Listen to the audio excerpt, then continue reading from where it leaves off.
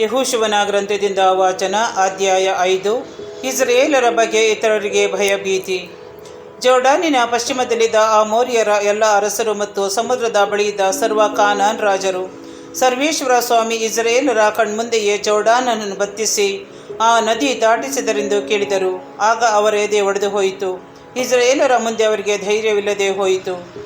ಗಿಲ್ಗಾಲಿನಲ್ಲಿ ಇಸ್ರಾಯೇಲರಿಗೆ ಮಾಡಲಾದ ಸುನ್ನತಿ. ಆಗ ಸರ್ವೇಶ್ವರ ಯೆಹೋಶುವನಿಗೆ, ನೀನು ಕಲ್ಲಿನ ಚೂರಿಗಳನ್ನು ಮಾಡಿಕೊಂಡು ಇಸ್ರಾಯೇಲರಿಗೆ ಸುನ್ನತಿ ಮಾಡು ಎಂದು ಹೇಳಿದರು. ಅಂತೆಯೇ ಅವನು ಕಲ್ಲಿನ ಚೂರಿಗಳನ್ನು ಮಾಡಿಕೊಂಡು ಸುನ್ನತಿ ಗುಡ್ಡದಲ್ಲಿ ಇಸ್ರಾಯೇಲರಿಗೆ ಸುನ್ನತಿ ಮಾಡಿದನು.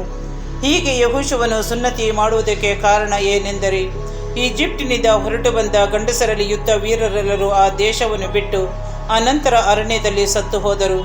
ಅಲ್ಲಿಂದ ಬಂದ ಗಂಡಸರೆಲ್ಲರಿಗೆ ಸುನ್ನತಿ ಆಗಿತ್ತು.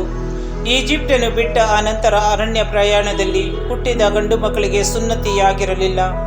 ಈಜಿಪ್ಟಿನಿಂದ ಬಂದ ಇಸ್ರಾಯೇಲರು ಸರ್ವೇಶ್ವರನ ಮಾತನ್ನು ಕೇಳದೆ ಹೋದುದರಿಂದ ಅವರು ತಮ್ಮ ಯೋಧರೆಲ್ಲರಿಗೆ ಸಂಹಾರವಾಗುವ ತನಕ 40 ವರ್ಷ ಅರಣ್ಯದಲ್ಲೇ ಅಲೆಯುತ್ತಿರಬೇಕಾಯಿತು.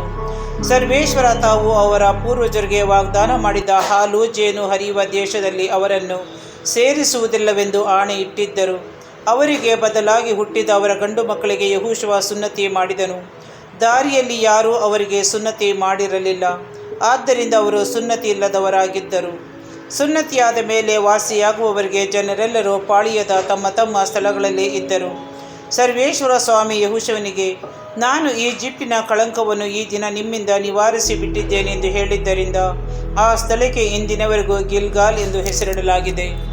ಇಸ್ರಾಯೇಲರು ಗಿಲ್ಗಾಲಿನಲ್ಲಿ ತಂಗಿದ್ದಾಗ ಮೊದಲನೆಯ ತಿಂಗಳಿನ 14ನೆಯ ದಿನದ ಸಂಜೆ ಜೆರಿಕೋವಿನ ಬಯಲಿನಲ್ಲಿ ಪಾಸ್ಕ ಹಬ್ಬವನ್ನು ಆಚರಿಸಿದರು.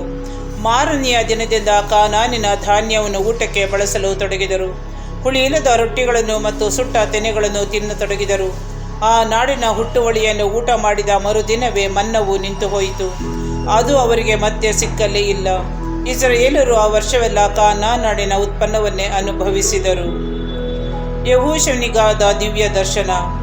ಯೆಹೋಶುವನು ಜೆರಿಕೋವಿಗೆ ಹತ್ತಿರವಿದ್ದಾಗ ಒಮ್ಮೆ ಕಣ್ಣೆತ್ತಿ ನೋಡಿದನು. ಈಗ ಒಬ್ಬ ವ್ಯಕ್ತಿ ಕಾಣಿಸಿಕೊಂಡನು. ಹಿರಿದ ಕತ್ತಿಯನ್ನು ಕೈಯಲ್ಲಿ ಹಿಡಿದು ನಿಂತಿದ್ದನು. ಯೆಹೋಶುವ ಅವನನ್ನು ಸಮೀಪಿಸಿ, ನೀನು ನಮ್ಮವನು ಅಥವಾ ಶತ್ರು ಕಡೆಯವನು ಎಂದು ಕೇಳಿದನು.